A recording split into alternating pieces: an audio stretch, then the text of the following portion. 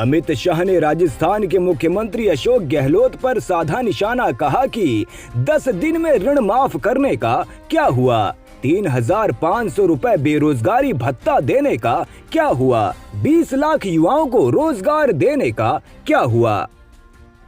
5 साल होने को है, भारतीय जनता पार्टी आपका हिसाब मांगती है। क्या हुआ? 10 दिन के अंदर किसानों का ऋण माफ करने का क्या हुआ? मुझे बताओ भैया, किसानों का ऋण माफ हुआ है क्या? जोर से बोलो, हुआ है क्या? गहलोत से हिसाब मांगोगे? मित्रों, उन्होंने कहा था 3500 रुपया बेरोजगारी भत्ता देंगे। ये युवा खड़े हैं, किसी को मिलता है क्या? मिलता है भाई? हिसाब मांगोगे क्या? मित्रों, 20 लाख युवाओं को रोजगार देने का काम करेंगे।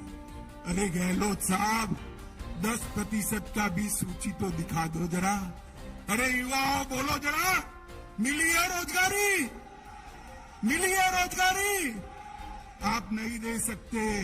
मित्रों, वसुंधरा जी गई तब राजस्थान में बेरोजगारी की दर 5.4% थी।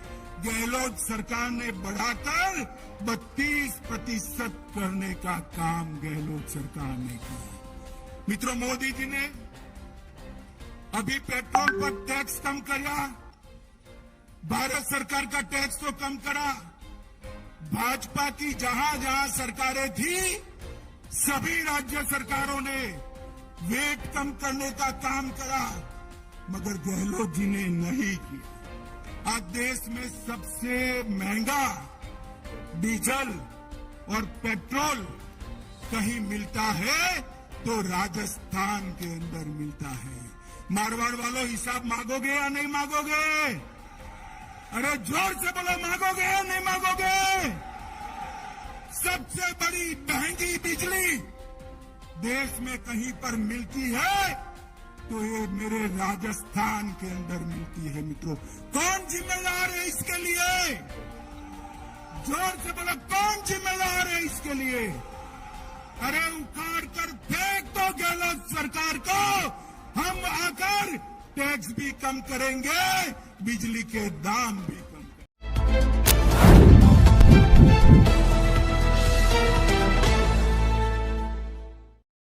प्रधानमंत्री नरेंद्र मोदी ने कहा कि सॉल्यूशन, एवोल्यूशन और इनोवेशन का आधार विज्ञान ही है।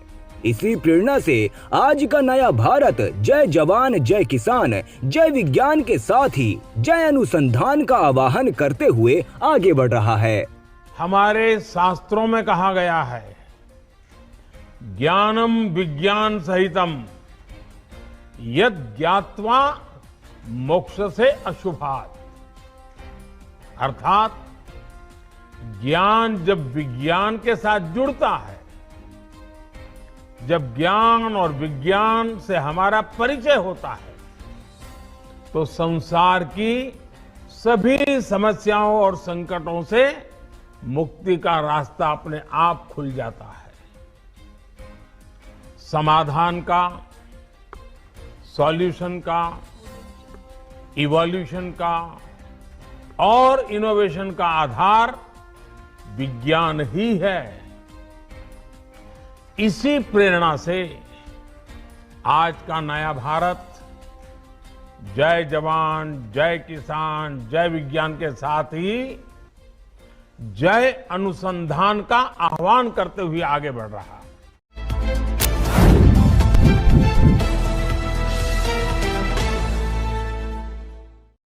जेपी नड्डा ने कहा कि छत्तीसगढ़ में एक बड़ी संख्या में आदिवासी भाई मारे गए, मगर मुख्यमंत्री भूपेश बघेल जी केरल में राहुल गांधी के साथ ताली बजा रहे थे। छत्तीसगढ़ की जनता को छोड़कर एक परिवार की सेवा में लग गए हैं। आप बताइए, यहाँ हमारे आदिवासी भाई मारे गए, अभी पीछे संख्या थी 71 आदिवासी भाई मारे गए, और भूपेश बघेल जी केरल में राहुल गांधी जी के साथ ताली बजा रहे। ये स्थिति आकर के खड़ी हो गई। एक परिवार की सेवा में लग गए, छत्तीसगढ़ को छोड़ दिया, कोई चिंता नहीं है। और अगर मैं बात करूं भारतीय जनता पार्टी की, तो मैं कह सकता हूं कि हम लोगों ने, मैं छाती ठोक के कह सकता हूं, आदरणीय प्रधानमंत्री मोदी जी के नेतृत्व में जब हम स्वास्थ्य मंत्री थे तो हमने बिलासपुर के गवर्नमेंट मेडिकल कॉलेज को 200 करोड़ रुपए का सुपर स्पेशलिटी ब्लॉक किया था और 7 सुपर स्पेशलिटी ब्लॉक किए। इतना ही नहीं, ये हम लोग थे जिन्होंने मेडिकल कॉलेज जगदलपुर में, बड़सर के एरिया में, आदिवासी इलाके में जगदलपुर में मेडिकल कॉलेज खोला, अंबिकापुर में मेडिकल कॉलेज खोला, रायगढ़ में मेडिकल कॉलेज खोला, राजनांदगांव में मेडिकल कॉलेज खोला। ये मेडिकल कॉलेज छोटी चीज नहीं होती है। मेडिकल कॉलेज का मतलब है आने वाले 5 साल के बाद गांव गांव से डॉक्टर निकलेगा और वो इलाके के विकास में अपने आप को योगदान देगा।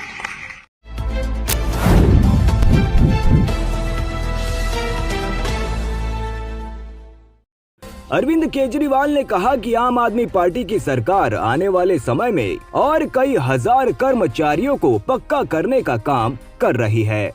पंजाब के मुख्यमंत्री भगवंत मान जी ने 5 सितंबर को यानी कि अंतर्राष्ट्रीय शिक्षक दिवस वाले दिन, टीचर्स डे वाले दिन, एक बहुत बड़ी घोषणा की थी, बहुत महत्वपूर्ण ऐलान किया था, जो न केवल पंजाब के लिए बल्कि पूरे देश के लिए, पूरे देश की अर्थव्यवस्था के लिए बहुत महत्वपूर्ण है।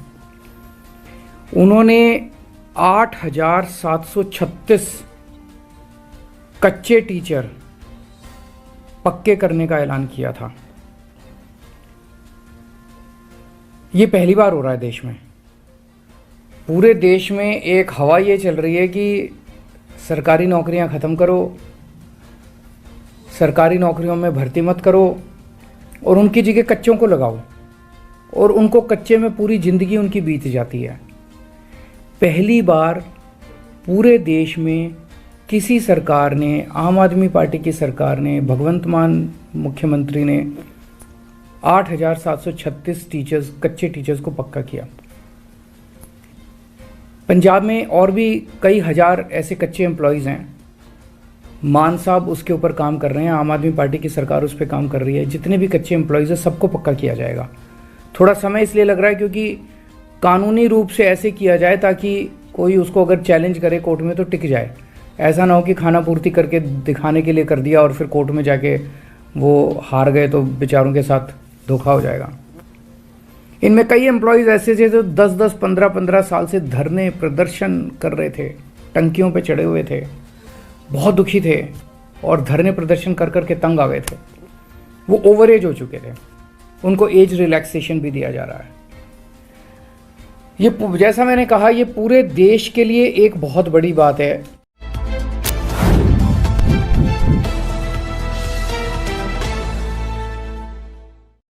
मुख्यमंत्री अरविंद केजरीवाल ने कहा कि एलजी साहब से दिल्ली में चारों तरफ फैली गंदगी और कूड़े के पहाड़ को कम करने में हो रही देरी पर चर्चा की है।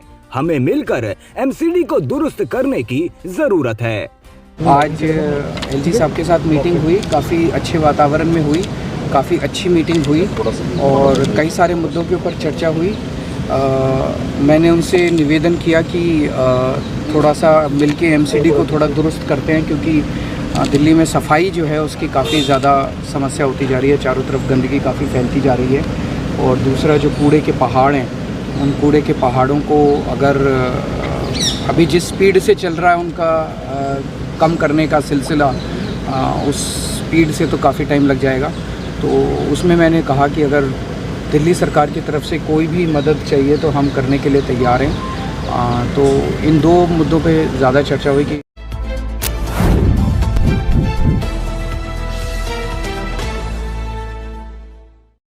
मुख्यमंत्री भगवंत मान ने कहा कि ये जानबूझकर हमें अनपढ़ रखते हैं। हमें वो किताबें और अध्यापक नहीं मिलते जो अफसर बनाते हैं। इनको पता है अगर गरीब के बच्चे अफसर बन गए तो गरीब अपने घर की गरीबी खत्म करेंगे। जानबूझकर हमें अनपढ़ रखते हैं। इनको पता है जानबूझकर हमें वो किताबें ही नहीं मिलती हमारे बच्चों को जो अफसर बनाती हैं, हमारे बच्चों को वो टीचर नहीं मिलते जो अफसर बनाते हैं। इनको पता है अगर गरीब का बच्चा पढ़ गया तो वो अफसर बन जाएगा, अगर वो अफसर बन गया वो बड़े पद पर नौकरी करेगा तो उसको तनख्वाह बहुत मिलेगी, तनख्वाह मिलने लगेगी तो वो घर की गरीबी खत्म कर देगा, और घर की गरीबी खत्म हो गई तो इन नेताओं के घरों के सामने, इनके महलों के सामने सुबह सुबह अर्जियां लेकर हाथ जोड़कर लाइन बनाकर कौन खड़ेगा भाई साहब? इसलिए ये पढ़ने नहीं देते। सच्ची बात है ना? सच्ची है ना? हाँ,